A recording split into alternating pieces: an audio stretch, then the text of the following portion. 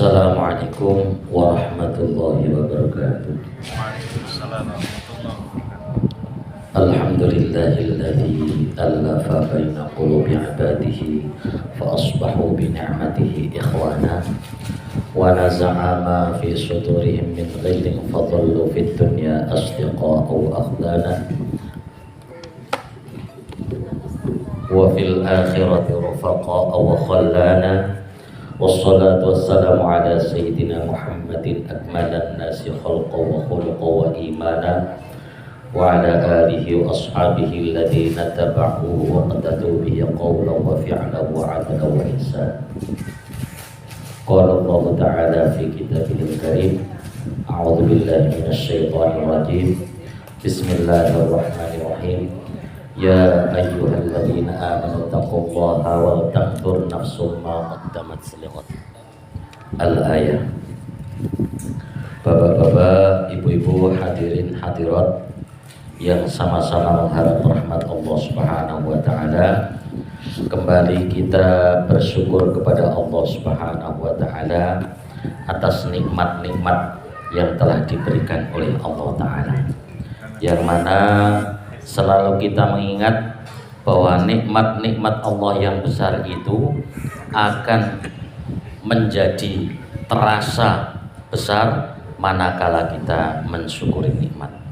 Orang yang dibuat susah oleh Allah karena untuk menguji orang tersebut, tapi kemudian orang itu kok susah beneran, maka berarti keyakinannya belum lurus. Kita itu yang diharapkan ya tetap syukur, ridho kepada apa yang dikehendaki Allah Subhanahu wa taala. Para wali-wali Allah, apalagi para anbiya ul mursalin, para nabi, para rasul, kelihatannya saja susah, tapi sebenarnya nggak susah itu kan. Rasulullah itu diusir di Taif, dilempari batu sampai kakinya berdarah-darah. Yang jelas kalau lihat begitu sangat susah, tapi hati Nabi Shallallahu Alaihi Wasallam tidak susah. Beliau doanya, ya Allah, saya ini Engkau serahkan kepada musuh yang mau membunuh saya, atau kepada siapa yang akan mencelakakan saya, tidak keberatan di hati saya, nggak apa-apa, yang penting Engkau tidak murka kepada saya. Kan itu. Jadi orang yang diberi kesusahan oleh Allah kok susah beneran, perlu koreksi daripada keyakinannya. Nah, kalau orang-orang soleh ataupun para wali-wali Allah, la khaufun alaihim walahum yahzanun, tidak ada kesusahan bagi mereka dan tidak kesedihan, nggak ada. Apapun semuanya adalah kehendak Allah, opo jari Gusti Allah. Itu orang-orang yang diberi susah. Ini biasanya kita melihat orang itu, kita kebalikan dengan yang tadi. Nampak orang-orang itu kita bahagia, dilihat orang itu kayak bahagia, tapi kadang-kadang hatinya remuk, kan itu ya. Sementara orang-orang para wali Allah, orang-orang yang yakin kepada Allah, nampak orang itu susah payah. Itu orang kasihan sekali diusir, kasihan sekali miskin, kasihan sekali. Tapi orang-orang yang kasihan-kasihan itu nggak tahu hatinya orang tersebut adalah hati yang sangat bahagia, bersyukur kepada Allah Subhanahu wa taala. Itu yang hendaknya bagaimana kita manage hati kita, karena kebahagiaan itu bukan pada materi, tapi kebahagiaan itu terletak pada hati.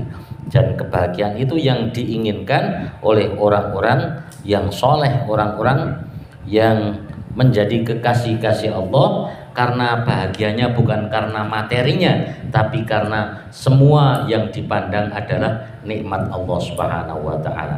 Semua yang dilakukan adalah ujian saja dari Allah Subhanahu wa taala, dan akan menjadi orang yang baik manakala diberi ujian oleh Allah, tetap bersyukur, tetap sabar. Bismillahirrahmanirrahim. Kemudian pada malam hari ini kita akan melanjutkan pelajaran Shahifah yang ke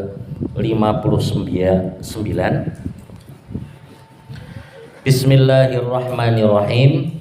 Man utai sapane wong iku ra'aitahu ningali sapa sira ing man mujiban ing wong kang jawab angkul lima saking saben-saben perkara suila kang ditakoni sapa man wa mu'abbiron lan wong kang nerangake angkul lima saking saben-saben perkara syahida kang ningali sapa man wa dzakiron nang nyebut kullama ing saben-saben perkara ulima kang den ngerteni apa ma fastadilla mongko gawe dalil sapa sira bidzalika kelawan mengkono-mengkono ra'aitahu ala wujudi jahli ing ngatasi wujude bodhone man.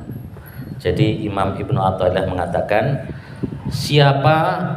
barang siapa yang kamu lihat dia itu selalu menjawab apapun yang ditanyakan kepadanya, dan orang itu selalu menerangkan setiap sesuatu yang ia saksikan, dan orang itu selalu menyebut setiap perkara yang ia ketahui, maka itu merupakan dalil bahwa dia itu orang bodoh. Jadi orang kok setiap ditanya jawab, tahu, koyo ngerti kabeh, babakan apa saja, itu tandanya orang itu bodoh. Ditanya masalah bisnis tahu, ditanya masalah agama tahu, serba tahu, apalagi koyo tahu-tahu. Wah, ini tandanya orang itu adalah orang bodoh. Dan maka perkataan tadi menyebut apapun yang dia ketahui. Kafa bil mar'i kadiban, cukup orang itu dikatakan pembohong apabila dia selalu mengucapkan bikul lima sami'a, setiap sesuatu yang ia dengar. Maka tidak harus setiap sesuatu yang kita dengar kita sampaikan tanpa filter. Nah, itu tadi apalagi yang disampaikan tadi Ustadz Amin tadi kan, orang bodoh pula. Orang bodoh itu nerangake kadang-kadang ya malah dia sendiri tidak mudeng, akhirnya yang disampaikan apa diamalkan itu tidak sesuai dengan ilmunya. Ya, saya pernah dikasih tahu Pak Barok, saya itu sudah mengamalkan doa ini sudah 2 tahun yang lalu. Saya amalkan terus ini dari Pak Kiai. Nah, doanya itu Allahumma apa ya? Allahumma, harusnya Allahumma ajirni minan nar, tapi dia itu bacanya kan Allahumma ini asalkan minan nar tuh. Jadi Allahumma lupa saya itu. Nah, itu sudah 2 tahun diamalkan terus. Nah, itu artinya itu kan ya Allah saya minta masuk neraka. Neraka kok dadak jenengan minta itu gimana? Nah, ini karena orang nggak tahu ya, nggak tahu bahasa ini pun bahaya kadang-kadang. Makanya nada itu orang kubu ya, orang kubu sana itu punya anjing, anjingnya sakit, maka dilaporkan kepada Mbah Dukun, dukunnya orang Jawa. Mbah Dukun, iya ada apa? Anjing saya sakit, minta tolong. Oh, di mana? Di rumah, Mbah. Akhirnya betul datang ke rumah orang itu. Maka mahnya anjingnya, ini Mbah, ternyata betul anjingnya sakit. Maka kemudian sama Mbah Dukun dipegang kepala anjing itu, dikasih mantrane su asu yen kowe arek mari mario, nek arek waras waraso, nek arek mudar mudaro. Wah, itu direkam, dihafalkan sama orang kubu ini, mantra hebat ini. Setelah itu selang 2 hari lewat istri Mbah Dukun itu, mau kemana Mbah? Ini mau beli cabai di warung. Mbah Dukun gimana? Wah, dia malah demam sekarang. Di mana? Di rumah. Oh ya, nanti aku kesana. Maka betul ini akhirnya orang ini datang kepada Mbah Dukun. Mbah, gimana kabarnya? Wah, ini aku malah demam. Anjingmu sudah sehat? Sudah Mbah. Oh Mbah, doanya manjur Mbah mantaranya. Ini saya sudah hafal mantaranya Mbah. Hafal? Iya. Mana kepala Mbah? Dipegang kepalanya, dikasih mantra su asu kowe nek arek waras waraso nek arek mudar mudaro. Akhirnya kan dipukul sama Mbah Dukun ini. Nah, ini orang niatnya baik ya, tapi karena bodoh tadi nggak tahu bahasa Jawa nggak bisa, akhirnya jadi masalah. Maka ini tadi kontrol lisan ini penting. Nggak harus setiap yang ditanyakan itu kita menjawab, apalagi ragu, apalagi kita memang nggak tahu. Hanya karena gengsi, kalau saya nggak jawab nanti saya dikatakan bodoh, akhirnya menjawab dengan dolun mudilun, sesat dan menyesatkan. Apalagi kan kalau penelitian survei dari Universitas Texas apa itu, manusia itu bicara itu setiap harinya itu pada umumnya 16.000 kata. 16.000 kata. Kalau perempuan itu umumnya 20.000 kata. Kalau laki-laki hanya 7.000 kata. Jadi rata-ratanya 16.000. Tapi kalau perempuan itu memang cenderung lebih cerewet daripada laki-laki. Nah, itu makanya tinggal mengalihkan sekarang ini. Pembicaraan ini kita perlu atau tidak. Karena perlunya bicara kita ini bicara yang baik. Jadi wanita itu 16.000 20.000 kata itu kalau yang disampaikan itu bukan ilmu atau yang disampaikan tidak benar, itu maka 20.000 kata itu akan menjadi kata-kata yang sia-sia. Padahal tidak ada perkataan sedikit pun kecuali semuanya dicatat oleh malaikat raqib dan malaikat atid. Oleh karenanya wanita yang biasanya 20.000 kata ini ibu-ibu ya silahkan tetap aja 20.000, nggak usah diempet, cuman dialihkan pembicaraannya itu. Kalau yang biasanya sia-sia menggunjing, ngomong kejelekan orang, nah sekarang bagaimana kita upayakan perkara sesuatu yang mendekatkan kita kepada Allah Subhanahu wa Ta'ala. Sebab kalau nggak kebanyakan, kalau nggak menggunjing, mengeluh kan itu. Nah itu, kalau nggak ngeluh cari barang-barang antik. Ya kayak cincin tadi. Ini memang kebiasaan, dan itu kalau sifat itu nggak bisa dirubah, hanya dialihkan. Sayyidina Umar itu keras, ya kan? Sebelum masuk Islam dia keras kepada baginda Nabi Shallallahu Alaihi Wasallam, mau membunuh Nabi. Tapi setelah kemudian masuk Islam, bukan kok terus kemudian menjadi orang yang lembut, tidak, tetap keras.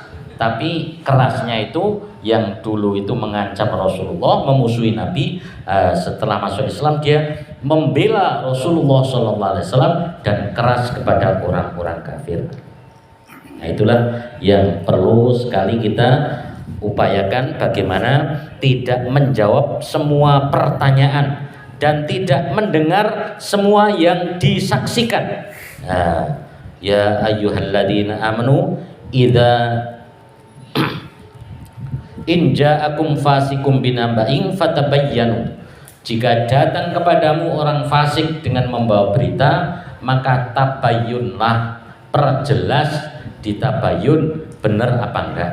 Jangan begitu datang kabar langsung kita sampaikan.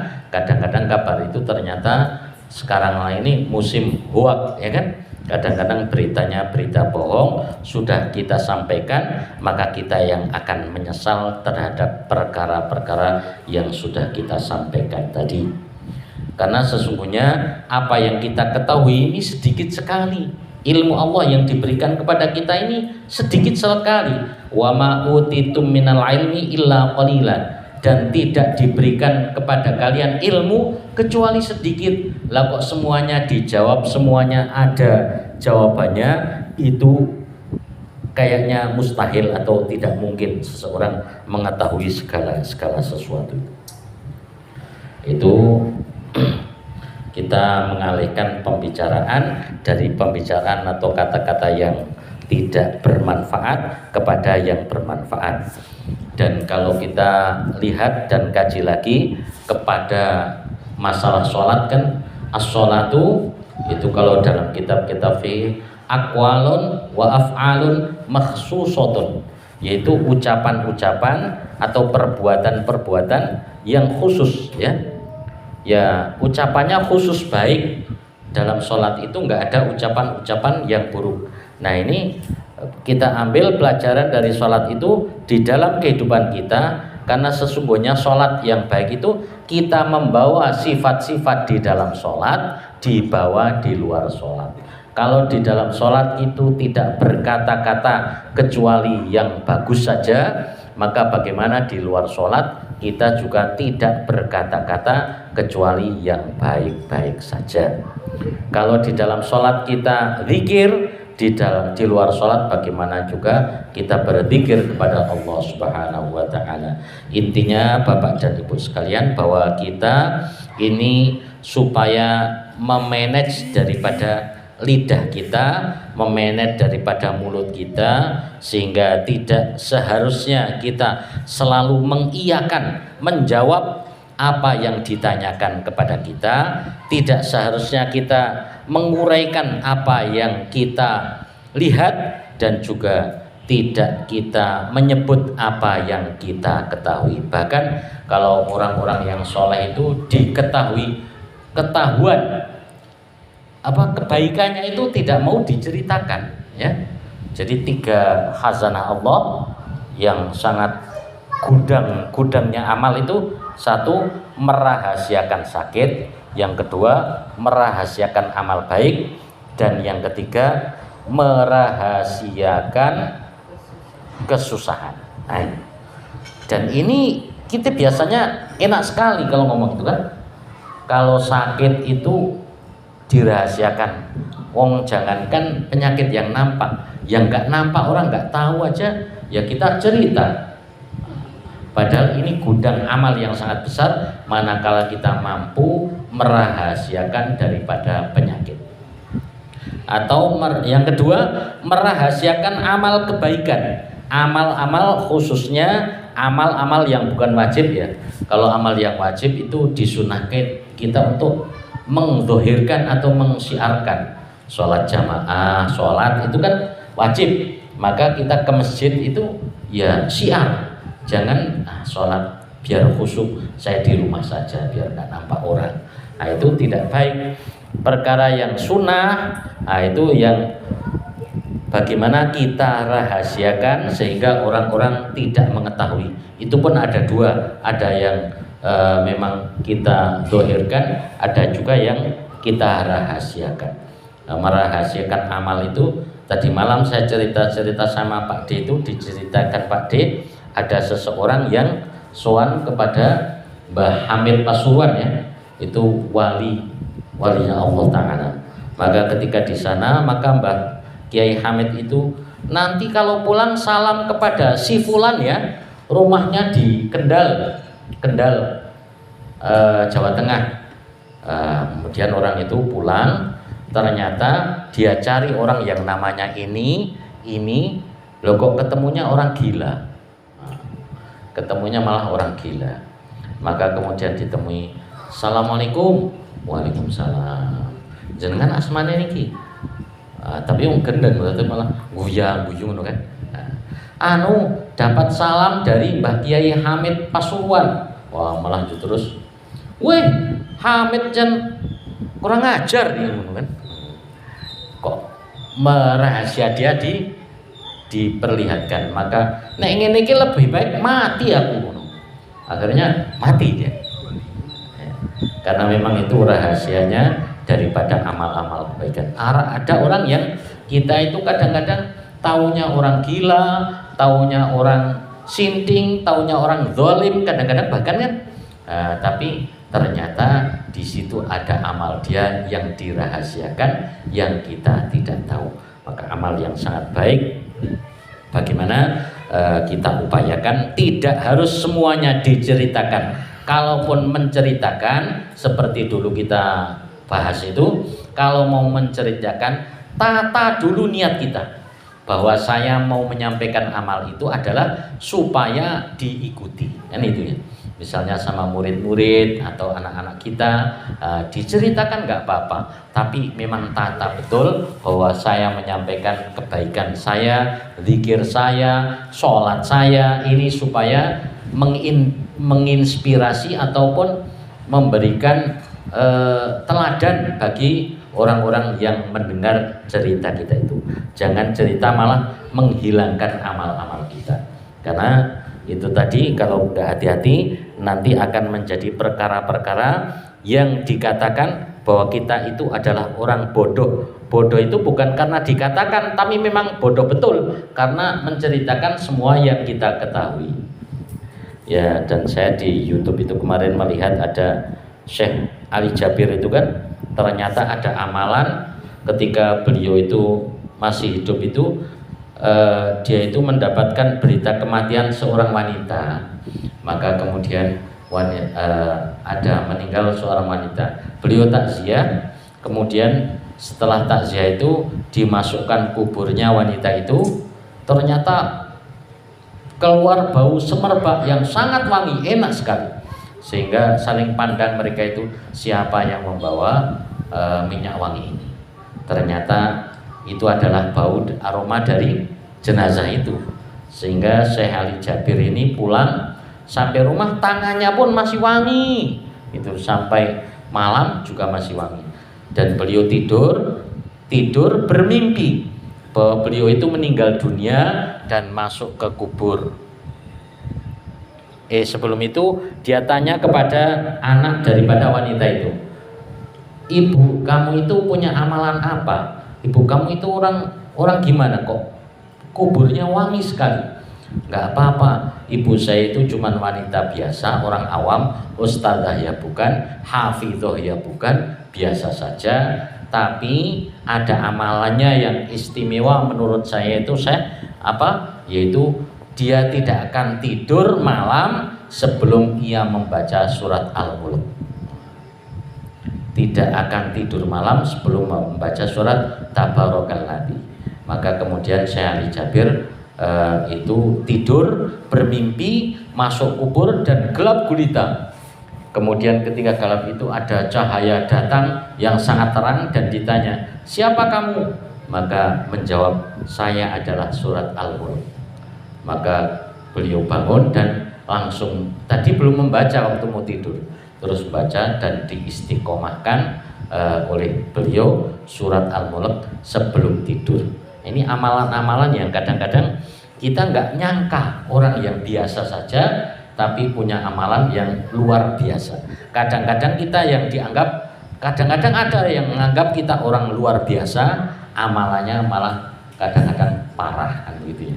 Nah, ini mudah-mudahan menjadi kita untuk mengambil ibrah, teladan daripada orang-orang yang sudah mendahului kita. Dan diantaranya tadi keterangan ini adalah kita itu jangan bodoh, artinya karena bodoh itu nggak ada manfaatnya. Fasadun kabirun alimun mutahatiku, besarnya kerusakan itu adalah orang alim yang tidak menjalankan ilmu. Wa abbaru minhu jahilun mutanasiku, tapi lebih besar daripada itu adalah orang yang bodoh mengamalkan ilmu. Orang alim punya ilmu nggak mengamalkan, itu kerusakan besar. Tapi lebih besar lagi orang bodoh yang mengamalkan ilmu. Sholat pengen utama, akhirnya sholat subuh kok cuma 2 rakaat, kurang banyak huruf yang saya baca, akhirnya nambah jadi 5 rakaat misalnya. Itu kayaknya nambah amal, tapi kayak tadi yang disampaikan Ustaz Amin tadi, nambah-nambah malah ternyata tidak ada gunanya. Mau sholat kok nggak padang kucing ya, tikus itu kan parah.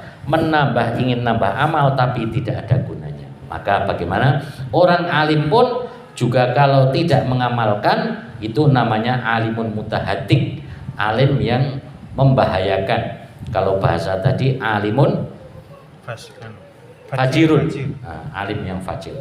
Maka dalam sebuah hadis Rasulullah SAW juga bersabda, la tajlisu inda kulli alimin, hati-hati jangan duduk bersama orang alim, orang yang berilmu agama, kan? kecuali illalladzi yad'ukum minal khamsi ilal khamsi, kecuali orang alim itu yang mengajak dari 5 perkara kepada 5 perkara.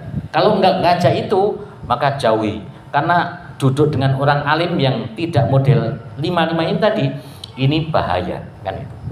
Apa yang pertama? Minasyaki ilal yakin. Kalau orang alim hendaknya mengajak dari ragu kepada Allah kepada yakin kepada Allah Subhanahu wa taala. Dari keyakinan bahwa yang memberi rizki adalah toko, bahwa yang memberi rizki adalah karet, sawit dan sebagainya, kepada mengajak kepada keyakinan bahwa yang memberi rizki adalah Allah Subhanahu wa taala. Dari keraguan bahwa yang membahayakan itu adalah, yang membakar itu api, dari yang membahayakan adalah pisau dan sebagainya, kepada yakin bahwa yang memberi madarat itu adalah Allah Subhanahu wa taala. Itu yang pertama. Kemudian yang kedua, wa minal hirsi ila zuhdi, dan orang yang mengajak dari cinta dunia kepada zuhud, kepada tidak cinta dunia, artinya benci dunia kalau makna bahasa Jawanya kan, wazudulan benci dunia, tapi sebenarnya bukan benci dunianya, tapi amal dari apa yang ada di dunia. Artinya orang yang mencari uang banyak biar saya nanti bisa kuat, bisa membayar zakat, bisa haji, bisa membantu tetangga-tetangga. Itu bukan namanya orang yang hirsu tadi. Bahkan kalau para sahabat-sahabat Nabi itu ada memang kaya raya, itu sekali infak ada yang 700 ekor kambing, ada yang 100 ekor kuda. Itu kuda itu kalau kuda yang gagah-gagah, kalau sekarang itu mobil Pajero, enggak? Kuda gagah itu Pajero atau Fortuner, 100 mobil Fortuner. Kayaknya jarang ketemu ya sekarang ada orang yang infak 100 mobil Avanza saja lah. Maka orang-orang yang alim itu hendaknya mengajaknya dari cinta dunia kepada cinta kepada Allah Subhanahu wa taala, dan bukan sebaliknya. Kemudian yang ketiga, wa minal khusumah ilan nasihah, dari permusuhan kepada perdamaian. Itu kalau duduk dengan orang yang punya ilmu tapi ngajaknya kok gontok-gontokan, itu segera diambil jarak kan itu, karena itu bahaya. Wa minal kibri ilat tawadhu, dan dari takabur atau sombong kepada tawadhu, harusnya mengajak itu. Jangan malah alim tapi mengajarkan kepada kita kesombongan, sombong-sombong dengan ilmu, maka itu tidak akan manfaat dan itu bahaya. Kalau orang bukan alim nggak ada larangan khusus kan itu, tapi ini orang alim larangan khusus, karena memang sangat bahaya ini kalau yang ngajak orang alim. Nggak ngajak aja orang itu sudah sudah gelut, apalagi ditambah dipanas-panasi, yang panas-panasi orang yang berilmu lagi. Kemudian yang kelima, apa tadi? Kok lupa? Apa? Yang kelima itu minal itu 4 aja lah yang kita sampaikan. Yang satu itu lupa saya. Nah itu, insya Allah mudah-mudahan kita duduk di majelis-majelis ini digolongkan hilaqud dzikri tadi, atau perkumpulan zikir. Amin ya rabbal alamin. Demikian, segala kekhilafan, kesalahan mohon maaf. Ada benarnya datangnya dari Allah Ta'ala, ada kekurangannya karena kebodohan dan kekurangan saya, mohon maaf. Aku qouli hadza wa astaghfirullahal azim li wa lakum. Wassalamualaikum warahmatullahi wabarakatuh.